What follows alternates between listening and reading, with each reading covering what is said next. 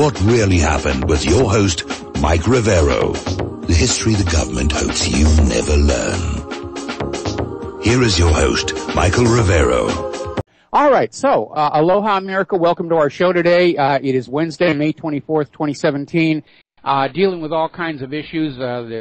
My server, again, just at show start, they do a massive denial of service attack on it and just try and keep us all messed up that way, which basically, to me, is an indication of just how scared the establishment is getting over the fact that the American people are waking up to what's really been going on in our country. So we just have to bear with it and deal with all the evil people, who are the money junkies and all the rest of that stuff.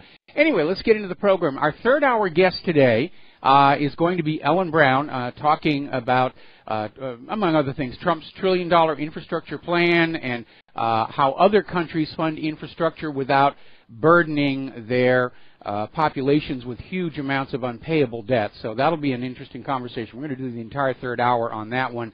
Monday, June 5th, of course, Gilad Atzmon is going to be joining us, talking about his recent concert tour, lecture tour, his latest book, which is actually very, very good. It's called Being in Time.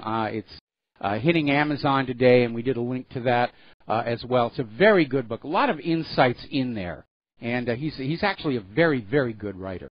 Okay, now then, getting on to the news here. Obviously, the top news continues to be all over the place.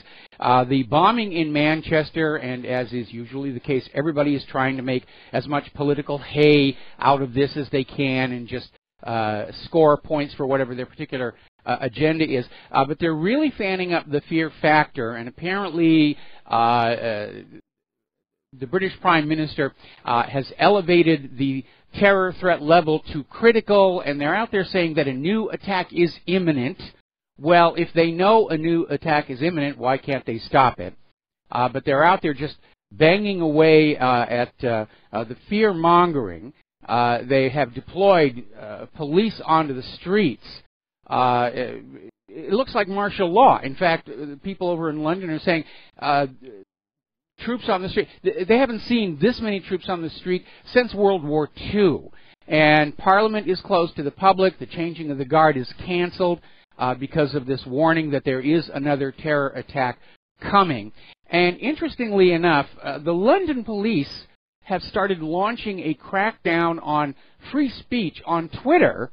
Apparently, the Metropolitan Police are investigating Twitter users who speak out against the Manchester attack. Now, why would it be wrong to speak out against the attack? Well, part of it may be, again, we've got competing agendas. We've got the globalists and the open border and the EU supporters who want to downplay that this had anything to do with Islam, and they don't want to see it harming their open borders refugee agenda. And then, of course, you have the other agenda, which wants to fan up that this is all about Islam in order to justify more war in the Middle East. So they're fighting back and forth on that one here.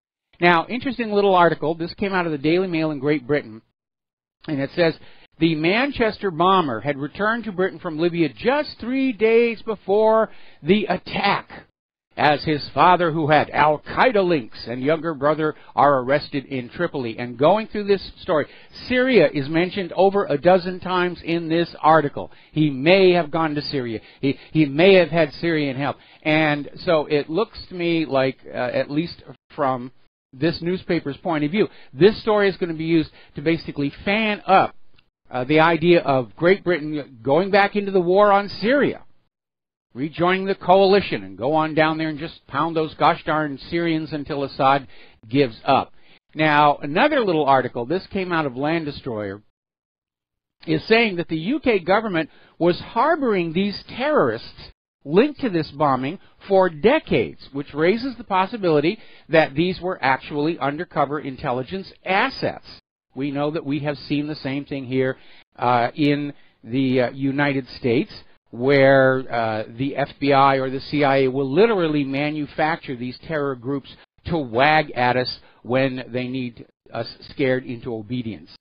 Now, so far, somebody has, in fact, claimed credit for the Manchester bombing, saying that they're ISIS, which you don't really know that. Somebody picks up a phone or sends a fax and says, I'm ISIS, we did it, come and get us.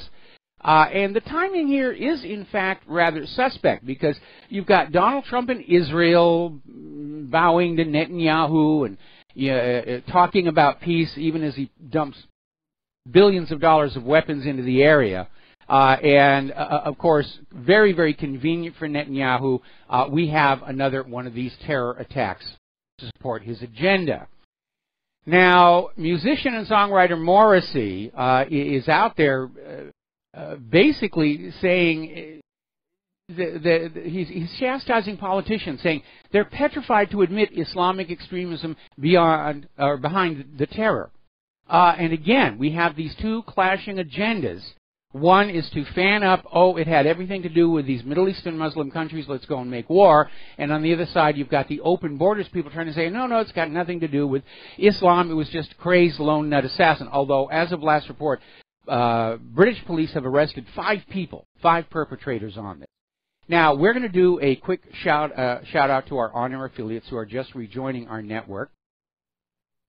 And unfortunately, tragically, there has been a mosque set on fire near Manchester that is being seen as a probable retaliation by somebody against the concert bombing. And these things can get way, way out of control. Interestingly enough, one of the anchors on BBC is out there saying, well, Europe's just getting used to this, and we're just going to have to get used to it. This is the new normal, and we're never ever going to be able to get rid of all of this, so it's just part of life again. And that's quite a contrast. Remember back in 1940? You had Churchill out there, never yield to force, never yield to the might of the enemy, and today it's, we just got to get used to this. I mean, when it was the Nazi war machine that was dropping bombs all over London with the V1 and the V2. They fought back. They finally fought through to those launching rails in Peenemünde and just blew them up.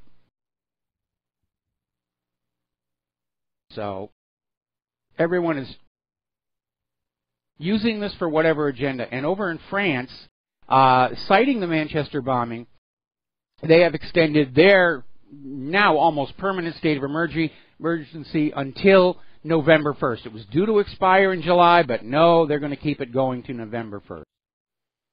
And it does look like it's going to become permanent with all of the added authority for the police and all the restrictions on ordinary people and all the silencing of dissent and criticism.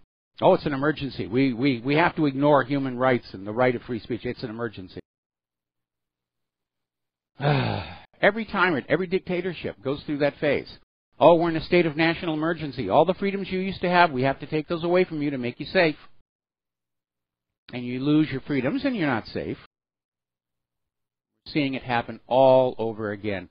I got to tell you, we have a lot of military aircraft flying overhead right now. It's making Claire and I very, very nervous. And I realize it's training flights. But still, there's very obvious escalation here. By the way, I don't know if I mentioned at the top of the show, the phone lines are open, 800-313-9443. Now, getting on to these congressional investigations into Russiagate and who knew what and what was going on, apparently a major contradiction has surfaced between the testimony that former FBI Director James Comey gave on when he notified Congress that there was an investigation into Russian collusion with the Trump campaign, and what Brennan said, because apparently Comey is saying that he notified Congress in March of this year, and Brennan just testified under oath that the CIA notified Congress last September.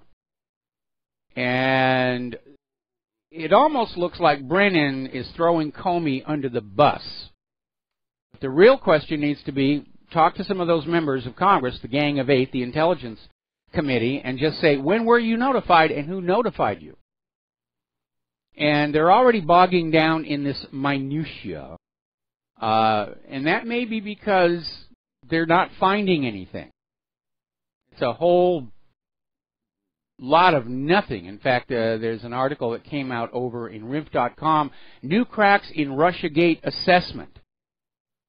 They actually can't find anything. all of these liberals like Nancy Pelosi are being forced to admit, no, we have seen no evidence whatsoever. All right, we're going to take a phone call. Steve in California, aloha. Welcome to the show. What's on your mind?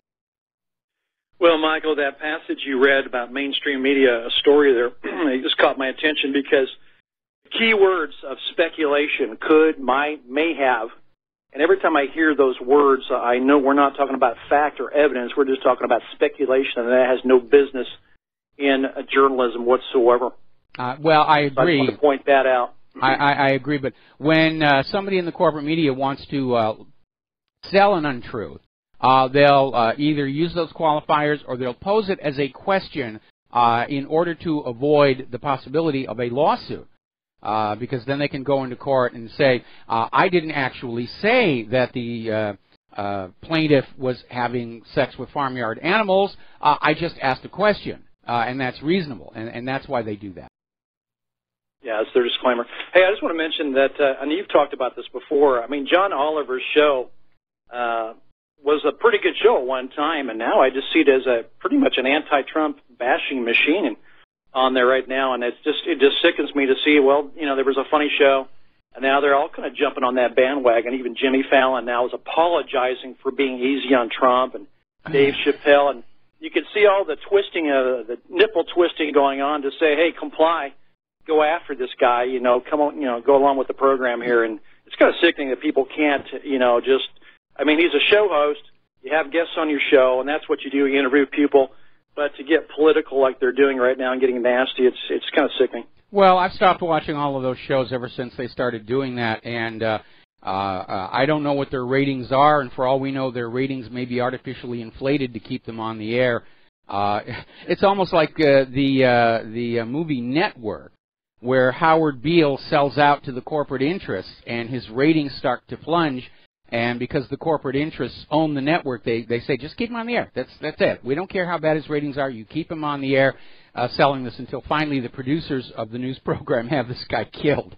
Of course, at the very end of the movie, it says, this is the story of Howard Beale, the first man to be killed for poor ratings. And if you have never seen that movie, you ought to. It's an iconic piece. Patichevsky just did a fabulous job on the screenplay. And of course, it's also the source of that, you know, that quote, I'm mad as heck, and I'm not going to take it anymore. No, I agree. No, I just assume they're tweaking the numbers even on those reviews and ratings for their programming. I mean, they're tweaking everything else. Why not tweak that too to their advantage? And it's not true. I think people are getting tired of this. They're getting tired of this anti-Trump stuff. So hey, wait a minute, let the guy have a chance. Criticize him later, but let him start to do something. You know, give him a chance. Well, they're trying to obstruct him at every level. They're trying to block any changes to Obamacare. They're still fighting against the wall, and he's already caved in on them with the war agenda. And we're going to go on over and make the rest of the world us. Not that we're a good example for anybody to follow. But there's still, Hillary's people seem to be clinging to this idea they can get him out of the Oval Office and through some machinations get her in, which is ridiculous. If Trump is removed from office by whatever means, Mike Pence becomes the president. And Hillary might be desperate enough to change parties and try and become Pence's VP and then have Pence knocked off. But it is out of control, and the rest of the world is looking at the functioning of our federal government, and they're scratching their heads and saying, this is obviously breaking down. No, one thing that does concern me real quick here is that picture in the paper today showing Donald Trump shaking hands with Benjamin Netanyahu. I'm a little concerned about that, and, you know, that whole Israel thing, and that seems to be growing stronger, not pulling away, and that concerns me. Well, unfortunately, the reality is that a lot of the very wealthy supporters of Israel in this country supported Donald Trump, and now he's got to pay back those favors. Hey, thanks, Mike. Okay, thank you very much for the phone call. We're going to let you go. Now, a little bit of good news coming on out there. Apparently, Joe Lieberman is now off the list of possible FBI directors. I know when it was said that he was being considered, he was even at the top of the list, and everybody was just screaming what an utter disaster that would be for the American people. But apparently, for whatever reason, he is now off the list. He's not being considered for FBI director. Now, as you know, in all of this Russia collusion and so forth, Donald Trump recently has made a slight adjustment to his story, saying that he himself personally did not collude with the Russians, opening the door to speculation that maybe somebody else close to him did. And a lot of eyes are now focused on Jared Kushner, who's definitely been one of the most pro-war, pro-Israel voices that have Donald Trump's ear. And there is some talk going on that he is, in fact, a person of interest in this Russian collusion investigation. But there's a lot more information starting to surface about him that makes it look like he may not be in the White House much longer. And again, there is word there are going to be 3 more firings of the White House staff in the near future. And apparently Jared Kushner did not disclose his business ties to George Soros, to Thiel, and to Goldman Sachs. And apparently he owes over $1 billion in loans. And so obviously that kind of an obligation, whoever he owes that money to, they're going to call him up and say, tell Trump this. And Jared is going to say, yes, sir. Give me a little more time on my loan repayment, and I will feed that into the president's ear. So there's obviously an issue there. And we've mentioned this before, but it's worth repeating. This whole Russia bashing everything, it's falling apart. And key Democratic officials are now warning the base not to expect any evidence of a Trump-Russia collusion. They actually oversold that. And the Democrats are saying, where is it? Where is it? You told us that Russia and Trump were working together to get rid of our Empress Hillary, and we're waiting. Where's the evidence? And the Democratic leadership is saying, well, actually, there doesn't seem to be any. We just thought it was likely because Russia liked Trump, ignoring the fact that all of the election fraud that was discovered favored Hillary last year. But it's starting to come apart. And it's just this giant smear job from the liberal establishment, aided by the corporate media. And once again, the corporate media is winding up with egg on their face. Now then, new development here. This is coming out of Political Insider. Classified documents confirm that Barack Obama spied on Americans for years. This is a Circa report that revealed previously top-secret documents that Obama was spying on Americans for political reasons. They weren't terrorists, they weren't criminals. But the National Security Agency routinely violated American privacy protections and failed to disclose the extent of the problems until the final days before Donald Trump was elected president. In other words, they wanted to clean up the records so Trump couldn't come back and say, you were hiding all this. No, we're not hiding. It's right there on your desk. Even the FISA court, which is seen by many as being little more than a rubber stamp for surveillance, came on out and said that Obama's widespread illegal searches of American citizens represents a serious Fourth Amendment issue. And yes, it absolutely does. And the question is, how many people did he spy on? I mean, it sounds like it was a lot more than Richard Nixon was spying. And was it spying for political gain? And that needs to come on. All right. Now, when we come back from this next commercial break, there's been a new development in the case of those 4 House IT staffers who were moved away from their position for breaking into computers they were not supposed to break into. There's been a new development. We'll be right back. And aloha, America. Welcome back to our show here. Now, one of the stories that was floating around regarding computers, and it sort of kind of got overshadowed by Seth Rich and a lot of other things, but there was a big stink because these 4 IT staffers working in the House of Representatives were caught accessing the computers of members of the House. And it was a big stink, and they were removed from their positions to new positions, and they finally started getting fired. But apparently there was a concern that these people working on the inside were in fact snooping and spying on members of the House of Representatives. And apparently one of them has now managed to leave the country, even though under investigation by the Capitol Police, has left the country, gone back to Pakistan, and according to this article out of Daily Caller, is now under government protection in Pakistan because apparently his family is very wealthy, and they're very connected to the government, and they have VIP level protection. So something is going on there. Now, as a little footnote to this story, when the investigation first started into these IT staffers, Debbie Wasserman Schultz herself threatened the chief of police for holding the computer equipment for the investigation. So she was trying to like get all the physical evidence back and under her control. So there's something going on there. So again, my primary theory behind this whole email scandal is that while she served as Secretary of State, Hillary Rodham Clinton was repeating the Chinagate scandal, selling secrets to foreign interests using her weak email server to deliver the material and her charitable foundation to collect and launder the money. And maybe, if that was what was going on, the espionage went a little bit broader. And they were using these IT workers to spy on members of Congress and get their information for sale to interested parties. When you look at how everybody is just panicking and circling the wagons around this,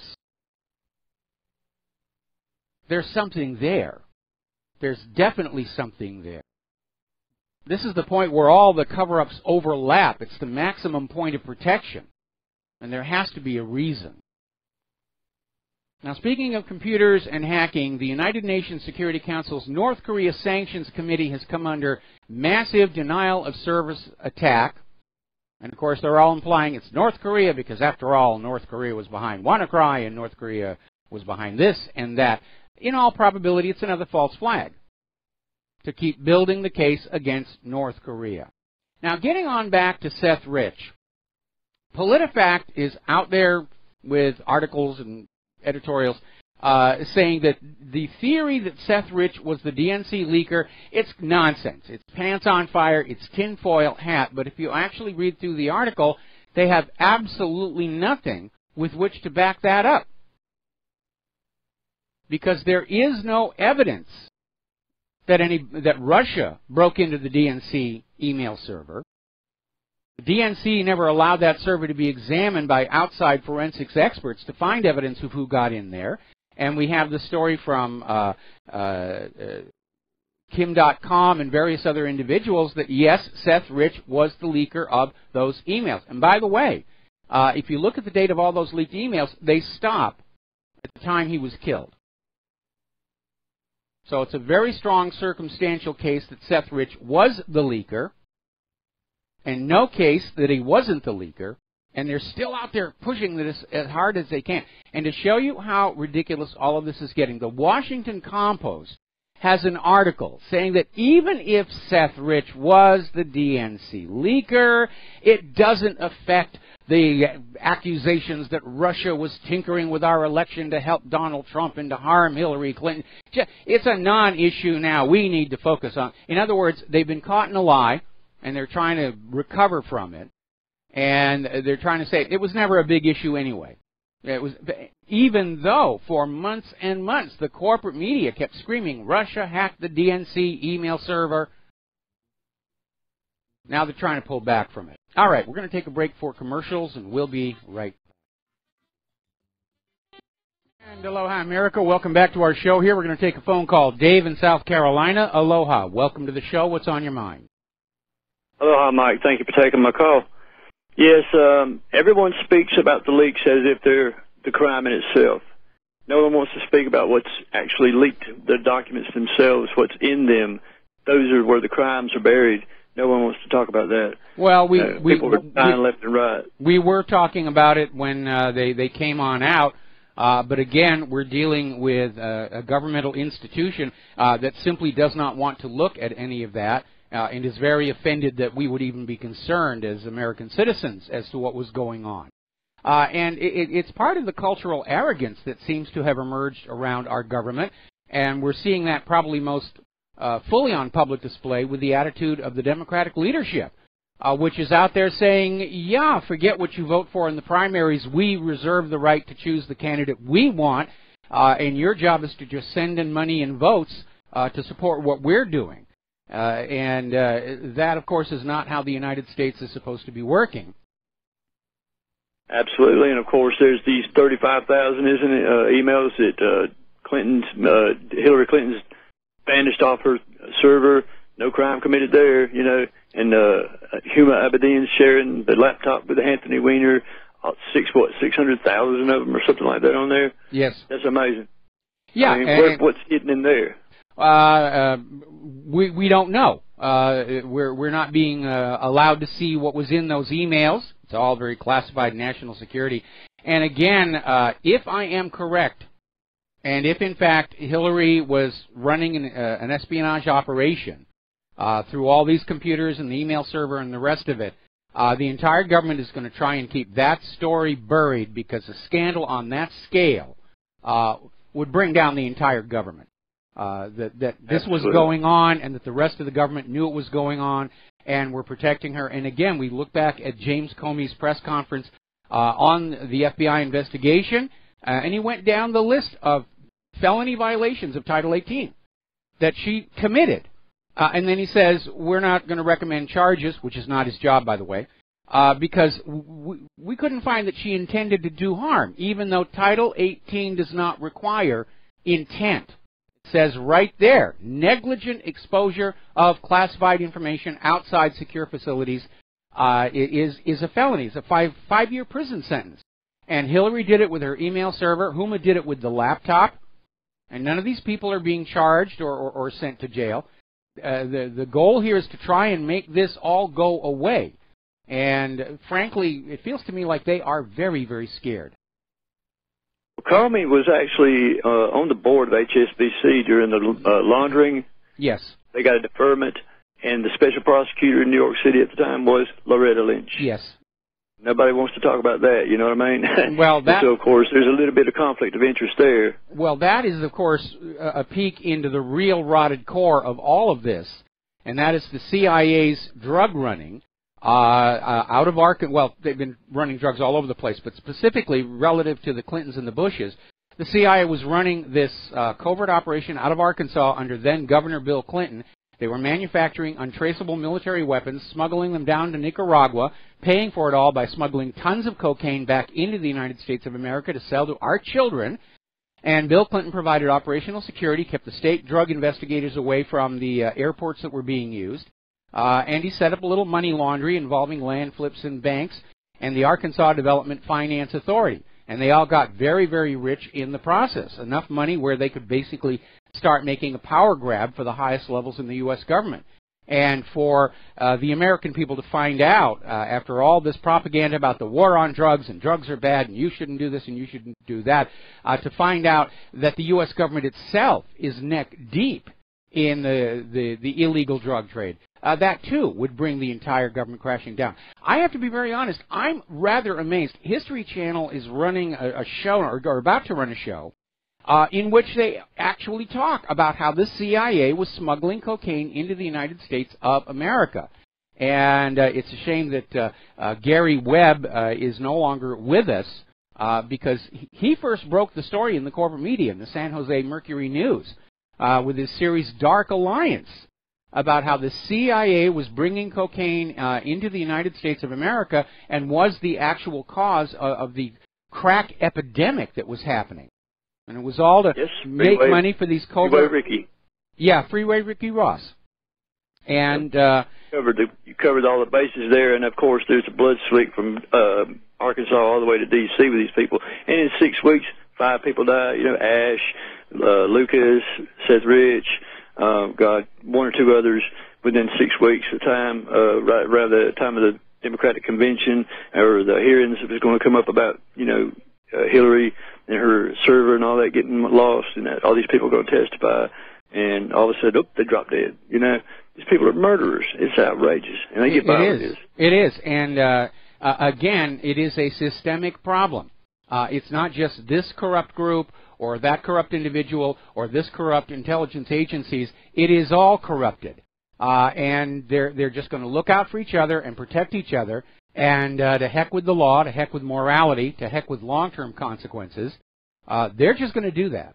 Anyway, Dave, thanks an awful lot. We're going to let you go. Thank you, Mike. And before we take the next phone call, I think an indicator of just how scared the establishment is over all of the aspects of these stories is illustrated by Sean Hannity, who's done a 180-degree turn on the Seth Rich story. We were hearing earlier in the week, Sean Hannity, he's going to cover it, he's going to interview Kim.com, and he was out there on the air saying, I'm not letting this go, there's something here. And yesterday, apparently, Sean Hannity said that he will no longer discuss Seth Rich out of respect for the family's wishes. Now, that's what he said on the air. But what we're getting from the political insider is that Sean Hannity was approached by one of Rupert Murdoch's sons and told, you will drop this story.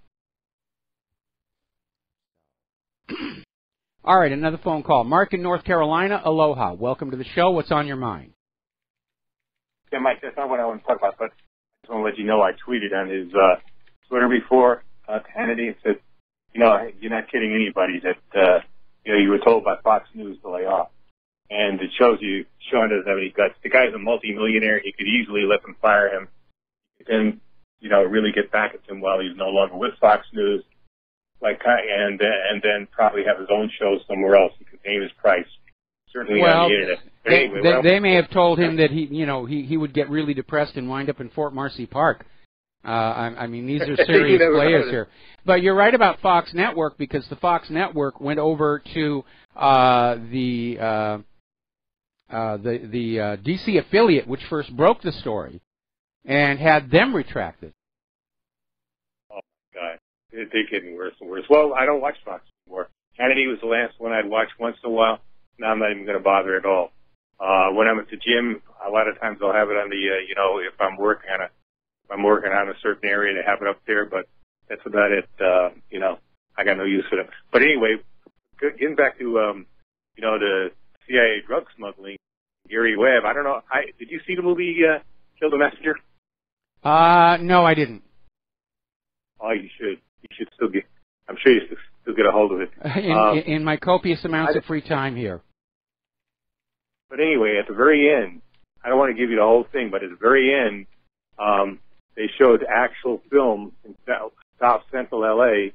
with, I think the guy's name was Deutsch at the time, was the CIA director. Yes. And he was in there. This was true. This was actual film. And you know who else was there, by the way, while he was doing it? None other than Maxine Waters now. So he was telling the people there how sorry he was that the CIA did this. There was a mistake or some crap like that.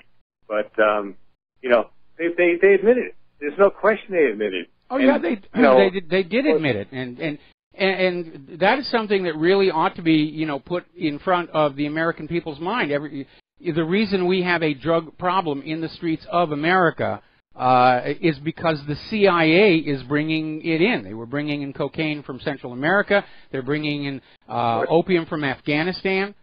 They were bringing in opium from Vietnam. It's a big part of their business.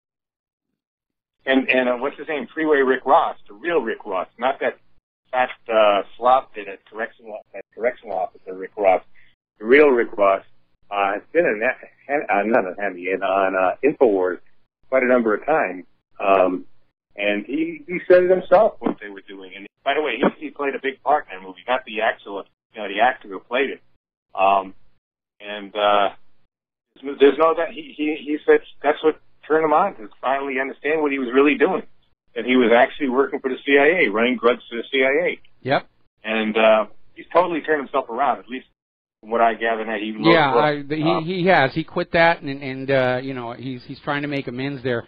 But the one time I met him, courtesy of my first wife, who was heavily into the drug trade. He said, yeah, I'm actually working for the CIA, and that's why the police never touch me. And is there any possibility you can get him back on your show? I've never had him on my show, but I'll try and make an effort to get him on there. But here's the important thing. When if you run into anybody talking about this History Channel show, is tell them this is still going on right now today. The war on drugs is really the war on the competition's drugs. It's a war on... By the way, up to this... Yeah, but up to then, I really admired Ollie North. I thought the guy was on the level and all that. But after that movie and a little more research I found out, and I found out that Ollie North is really a dirtbag. And maybe that's one of the reasons with Hannity, he can't get things right, because he's kind of knows something about North, but he still calls him great friend and all that, has him on the show all the time. And,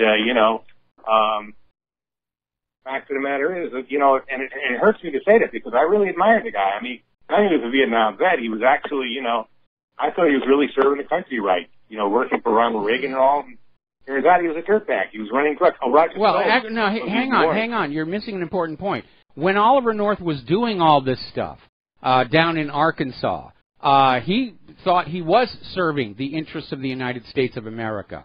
And that he was doing stuff involved with drugs. It was just, it's just one of the things we have to put up with to achieve our greater political agenda. The true believer syndrome is what it's called. People who are willing to violate the law, and because they believe they serve a higher purpose. And it's an attitude that unfortunately infects a great deal of the government. But in Oliver North's own mind, he was a hero. According to Roger Stone, though, his book about the Bushes, the recent one, Oliver North was making money out of it. Oh, they all were. Seemed to have any problems. No, they all were. Yeah, they were all padding their wealth. With this illegal cocaine money. It was just part of it was a perk of the job. And then when that guy Steele, I forget his first name, was rubbed out, it seems like North very possibly was behind it. You're talking about Barry Seal. Definitely behind it. Yeah, you're talking about Barry Seal, who was one of the smuggling pilots, and unfortunately he did get caught. And he decided that he was going to turn state's evidence against the smuggling ring, and of course that was a threat to the entire CIA operation, and that's why he was taken out. I mean, this is it's unbelievable. I mean, this is a dirty government, and the CIA is right at the heart of it. Matter of fact, I think the CIA, I don't know if I've told you before, but I believe the CIA is one of the most evil organizations on the face of this earth. That doesn't mean everybody working for the CIA. I think a lot of these people who work for the CIA don't understand really what they're doing until they finally realize it, and then a lot of times they're the ones, the biggest whistleblowers. You take Ray McGovern, Kevin Schiff. This guy Steele, what's his name? Michael David Steele, another guy we should have on your show, and Larry Johnson. They'll come in. They're some of the biggest whistleblowers, and they'll tell you what the CIA is about. They're doing everything they can now to reverse things, to wake people up. Well, you need to understand that for the regular rank-and-file office workers, these agencies recruit at the college level, and the people in colleges, for the most part, believe what they see in the movies and TV shows about how these agencies are the good guys and they're doing wonderful work, and they'll be hired on in, and of course they are sequestered away from some of the darker operations. It's all, compartmentalized. And then they stumble into what's going on, and some will just say, oh, well, this is what I'm doing, and they'll make the moral compromise, and others simply can't. That's what happened with Edward Snowden. He joined the National Security Agency because he thought it was a great opportunity to work with cutting-edge computer technology and protect the United States of America, and then he saw how out of control it really was and what it was really all being used for, and that's when he decided that he could not make that moral compromise. Kevin Schiff said basically they think they can, trust you. And when I say trust, I don't mean trust in a good way. I mean, that you're not going to open your mouth and you're going to do what you need to do, that's when they open more doors to you and let you get higher up in the agency. Yes. But if they figure you you really believe in it, and you believe in the country, and you really want to do it, and you're really patriot, and you want to do a good job, they're going to leave you at the bottom. They're not going to let you into a lot of the secrets and things like that. Well, also remember, most of the really dirty stuff is done through contracts, CIA contractors, and that's done to basically isolate the regular CIA employees from what is being done, and also to give the CIA deniability if something goes wrong. So the people who are doing the things like the drug running and everything, they're contractors. They're not actually showing up at CIA headquarters and punching a time clock.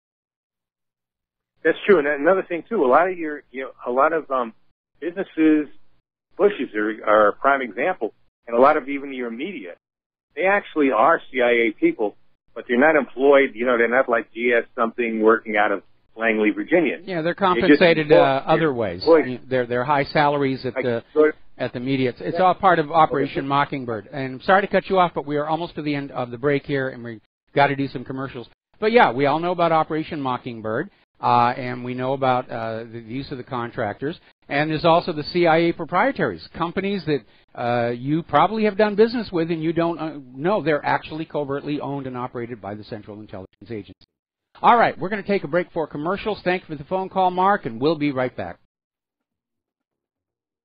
And aloha, America. Welcome back to our show here. And turning over to the war zones, over in Syria, government forces are advancing against ISIS and the Western-backed militant groups on multiple front lines across Syria.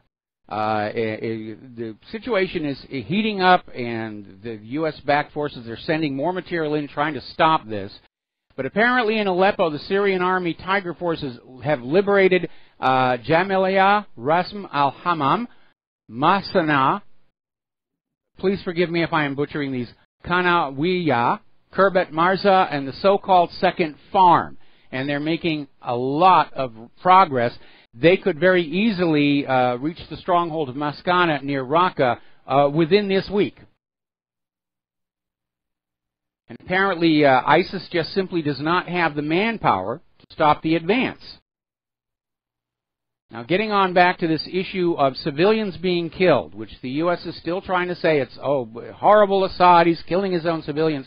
The United States killed a record number of civilians in the past month of strikes against ISIS, at least 225 civilians. And they never make a big deal about it. Oh, Assad gassed people at Idlib and all those horrible, horrible deaths. Well, you killed more in the bombings. May have killed more in the cruise missile attack. Well, it's just collateral damage. You're not supposed to pay attention to that. It's ridiculous. Utterly ridiculous. Now, apparently the U.S. so-called coalition forces have conducted an airdrop of forces in East Syria, supposedly against ISIS, and the Free Syria Army, most of whom are not from Syria, have kicked off Operation Desert Volcano to basically take control of this triangle area where the borders of Jordan, Syria, and Iraq meet. That's going to be the heart of the new Kurdistan. Meanwhile, the United Nations has partnered with Google to create a website to answer your questions about the Syrian war and how terrible it is, although it stopped short of revealing the real causes of the conflict. It's just another propaganda platform. Propaganda is big business in the United States. They don't call it that. They call it public relations. All right, we're going to take a phone call. Joseph in Texas. Aloha. Welcome to the show. What's on your mind? Yes, the attack in Manchester, everybody knows basically who it, well, not everyone, well, most of the people on this radio know that everybody, it benefits only one person. It doesn't benefit the West going in there and sending more troops to go look for ISIS. We all know that.